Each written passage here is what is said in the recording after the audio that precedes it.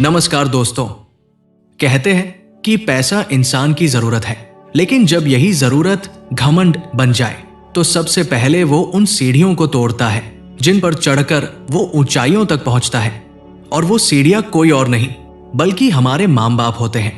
आज की कहानी किसी एक घर की नहीं बल्कि उस कड़वे सच की है जो आज हमारे समाज की हकीकत बन चुका है। तो चलिए महसूस करते हैं उस दर्द को जो खामोशी से बूढ़ी आंखों से बहता है। कहानी की शुरुआत होती है एक छोटे से कस्बे रामपुर से। वहां एक साधारण सा पुराना मकान था जिसकी दीवारों का पेंट जगह जगह से झड़ चुका था, लेकिन उस घर की नींव बहुत मजबूत थी। उस घर में रहते थे मास्टर दीनानाथ और उनकी पत्नी सुमित्रा। दीनानाथ जी एक सरकारी स्कूल में क्लर्क थे और सुमित्रा जी एक बहुत ही सरल गृहिणी। उनकी दुनिया में उनका एक ही बेटा था जिसका नाम था आकाश। दीनानाथ जी की पूरी जिंदगी एक ही जद्दोजहद में गुजरी कि कैसे भी करके आकाश को बड़ा आदमी बनाना है। आकाश पढ़ाई में होशियार था, लेकिन उसकी ख्वाहिशें हमेशा दीनानाथ जी की जेब से बड़ी होती थी। मुझे याद है वो किस्सा जब आकाश 10वीं क्लास में था। उसने जिद पकड़ ली थी कि उसे दोस्तों के साथ ट्रिप पर जाना है और उसे नए जूतों की जरूरत है। उस समय दीनानाथ जी की पुरानी साइकिल बार बार पंचर हो रही थी। उन्हें एक नई साइकिल की सख्त जरूरत थी ताकि वो दफ्तर समय पर पहुंच सके। लेकिन पिता का दिल तो पिता का होता है। दीनानाथ जी ने अपनी साइकिल की मरम्मत करवाई, उस पर पैच लगवाया, लेकिन आकाश के लिए शहर जाकर सबसे महंगे ब्रांडेड जूते खरीदे। जब आकाश ने वो जूते पहने तो उसके चेहरे की चमक देखकर दीनानाथ जी अपनी फटी हुई चप्पलों का दर्द भूल गए। सुमित्रा जी अक्सर कहती, सुनिए, आप अपने लिए नया चश्मा क्यों नहीं बनवा लेते? कब तक इस टूटे चश्मे को धागे से बांधकर काम चलाएंगे? दीनानाथ जी हंसकर टाल देते, अरे भगवान, चश्मा नया हो या पुराना, नजर तो साफ होनी चाहिए। और मेरी नजर सिर्फ आकाश के भविष्य पर है। दोस्तों, ये सिर्फ दीनानाथ जी की कहानी नहीं है, ये हर उस पिता की कहानी है जो अपनी शर्ट के टूटे बटन को नजरअंदाज कर देता है ताकि उसके बच्चे के स्कूल की यूनिफॉर्म चमकती रहे। वक्त का पहिया घुमा। आकाश ने इंजीनियरिंग की, फिर एमबीए करने की जिद की। शहर बड़ा था, फीस लाखों में थी। दीनानाथ जी के पास इतनी जमा पूंजी नहीं थी। उस दिन मैंने उस पिता को रात भर आंगन में टहलते देखा। सुबह होते ही उन्होंने अपने पुश्तैनी खेत बेचने का फैसला कर लिया, वो खेत जो उनके बुढ़ापे का सहारा थे। सुमित्रा जी रोई, ये खेत बेच देंगे तो हमारे पास बचेगा क्या? दीनानाथ जी ने कहा, हमारे पास आकाश है ना, वही तो हमारा सबसे बड़ा एसेट है। जब वो बड़ा अफसर बन जाएगा तो ऐसे 10 खेत खरीद लेगा। कितना भरोसा था उन्हें। आकाश शहर गया। वहां की चकाचौंध, बड़े कॉलेज, अमीर दोस्तों की सोहबत, धीरे धीरे आकाश का रंग ढंग बदलने लगा। जो आकाश पहले हर दूसरे दिन खत लिखता था या पीसीओ से फोन करता था, अब उसके फोन हफ्तों तक नहीं आते थे। जब दीनानाथ जी फोन करते तो जवाब मिलता, पापा मैं बिजी हूं, बाद में बात करूंगा। वो बाद कभी नहीं आता था। 2 साल बाद आकाश की नौकरी एक मल्टीनेशनल कंपनी में लग गई। पैकेज लाखों में था। दीनानाथ जी ने पूरे मोहल्ले में मिठाई बांटी। उनका सीना गर्व से चौड़ा हो गया था। उन्हें लगा कि अब उनके संघर्ष के दिन खत्म हो गए, लेकिन असल कहानी तो अब शुरू होनी थी। आकाश ने शहर में ही शादी कर ली। लड़की का नाम था नताशा। नताशा एक अमीर घराने की आधुनिक ख्यालों वाली लड़की थी। आकाश ने शादी के बाद फोन किया, पापा मैंने कोर्ट मैरिज कर ली है। नताशा के पास वक्त नहीं था गांव आने का, हम बाद में कभी आएंगे। दीनानाथ जी और सुमित्रा जी का सपना था कि बेटे की बारात धूमधाम से निकलेगी, लेकिन उन्होंने मन मसोस कर रह लिया। उन्होंने सोचा, चलो बेटा खुश है, यही काफी है। करीब 3 साल बीत गए। आकाश ने शहर के पौश इलाके में एक आलीशान फ्लैट खरीदा। उसने अपने माता पिता को गृह प्रवेश के लिए बुलाया। दीनानाथ जी और सुमित्रा जी बहुत खुश थे। सुमित्रा जी ने अपने हाथों से नताशा के लिए बेसन के लड्डू बनाए, घर का बना अचार लिया और अपनी पुरानी संदूक से वो कंगन निकाले जो उन्होंने अपनी बहू के लिए बचा कर रखे थे। वे बस से शहर पहुंचे। ऑटो लेकर जब वो उस गगनचुंबी इमारत के सामने खड़े हुए तो उनकी गर्दन ऊपर तक देखने में दुखने लगी। दरवाजा खुला। सामने आकाश खड़ा था, सूट बूट में, हाथ में महंगी घड़ी। उसके पीछे नताशा खड़ी थी, जिसके चेहरे पर मुस्कुराहट कम और झुंझलाहट ज्यादा थी। अरे पापा, आप लोग बस से आए, टैक्सी कर लेते, आकाश ने कहा, लेकिन उसके स्वर में चिंता नहीं, शर्मिंदगी थी। अंदर जाते ही सुमित्रा जी की नजर उस आलीशान ड्राइंग रूम पर पड़ी। इटालियन मार्बल का फर्श, विदेशी झूमर, मखमली सोफे। सुमित्रा जी की हवाई चप्पलें उस फर्श पर अजीब सी आवाज कर रही थी। उन्होंने संकोच में अपने पैर पीछे खींच लिए। नताशा ने दूर से ही नमस्ते किया और अपनी नाक पर रुमाल रख लिया। आकाश, ये कौन सी अजीब सी गंध है? सुमित्रा जी ने झोले से लड्डू और अचार का डिब्बा निकाला था।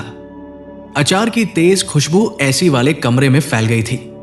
आकाश झल्लाया, मां, मैंने कहा था ना, ये सब देसी चीजें यहां मत लाया करो। यहां कोई ये सब नहीं खाता और इससे घर में स्मेल हो जाती है। सुमित्रा जी का हाथ हवा में ही रुक गया। वो अचार जिसे बनाने में उन्होंने हफ्तों मेहनत की थी, आज उनके बेटे को बदबू लग रहा था। उन्होंने चुपचाप डिब्बा वापस झोले में रख लिया।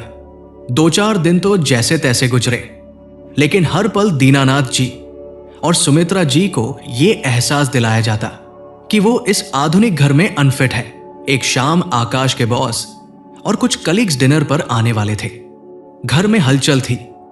नताशा ने आकाश से कहा, आकाश, प्लीज मम्मी पापा को कह देना कि जब गेस्ट्स आए तो वो अपने कमरे में ही रहें। पिछली बार पापा ने वो कुर्ता पाजामा पहन रखा था और वो अंग्रेजी भी नहीं समझ पाते। मेरे फ्रेंड्स के सामने बहुत एम्बैरेसिंग हो जाता है। आकाश थोड़ा हिचकिचाया, लेकिन पत्नी की नाराजगी और अपनी झूठी शान के आगे झुक गया।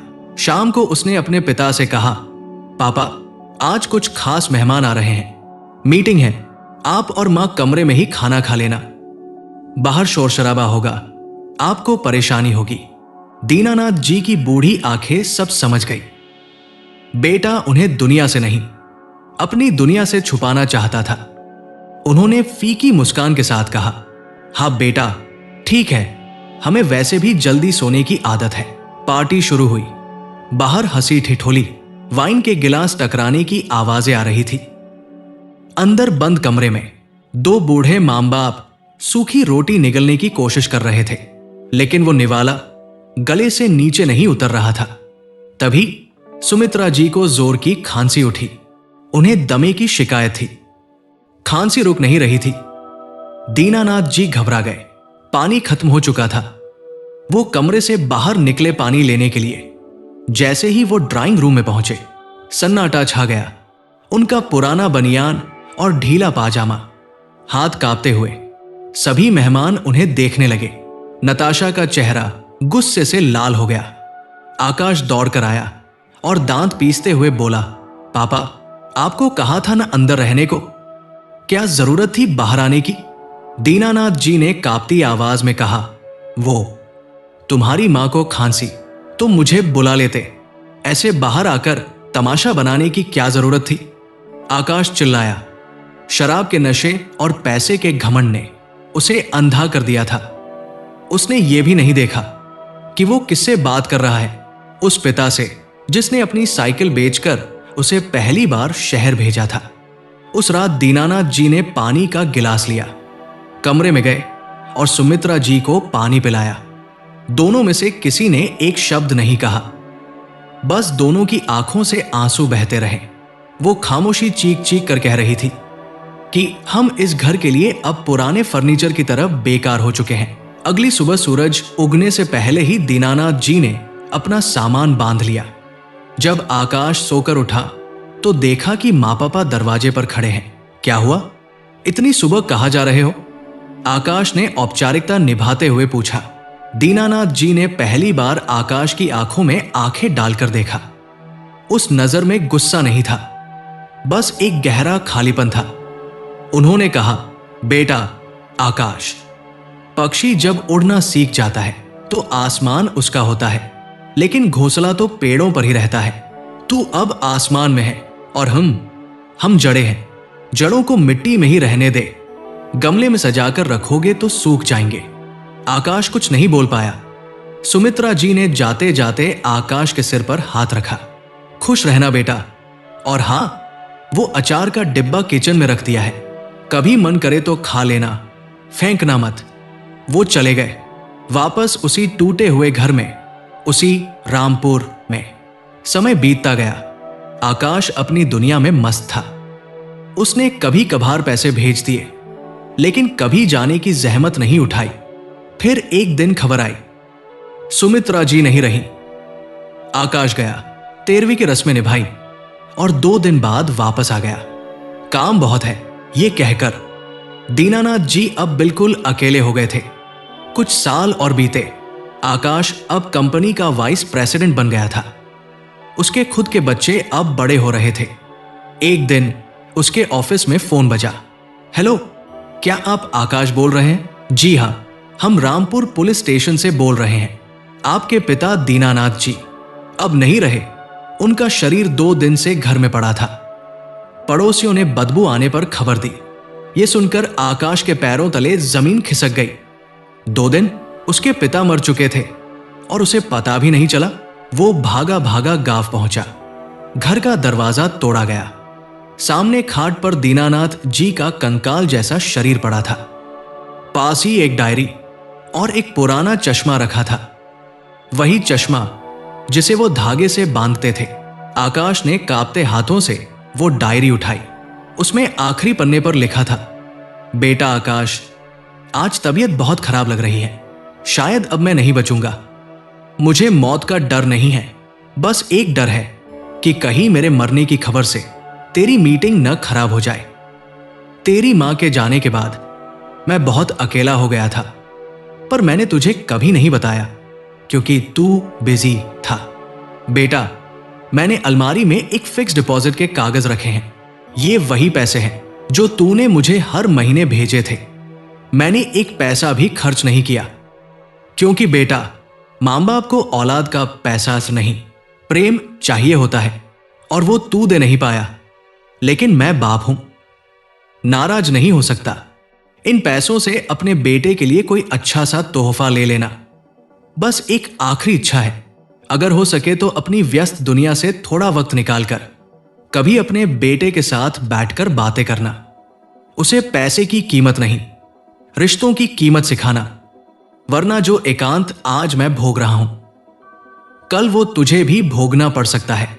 तेरा पापा। आकाश डायरी सीने से लगाकर फूट फूट कर रोया।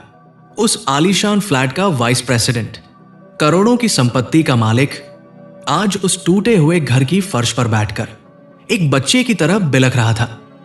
उसके पास अब सब कुछ था, लेकिन पापा कहने के लिए कोई नहीं था। वो पैसे, वो घमंड, वो स्टेटस, सब उस पल मिट्टी हो गए। दोस्तों, आज आकाश के पास पश्चाताप के सिवा कुछ नहीं है। उसने महल तो बना लिया, लेकिन उस महल की नींव माता पिता को ही खो दिया। ये एक कहानी नहीं, बल्कि एक कड़वा सच है।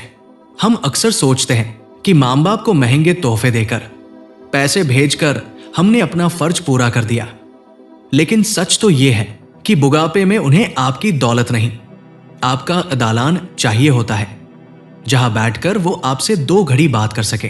पैसा तो फिर कमाया जा सकता है, लेकिन मां बाप का साया एक बार उठ जाए तो पूरी दुनिया की दौलत लुटाकर भी उन्हें वापस नहीं लाया जा सकता।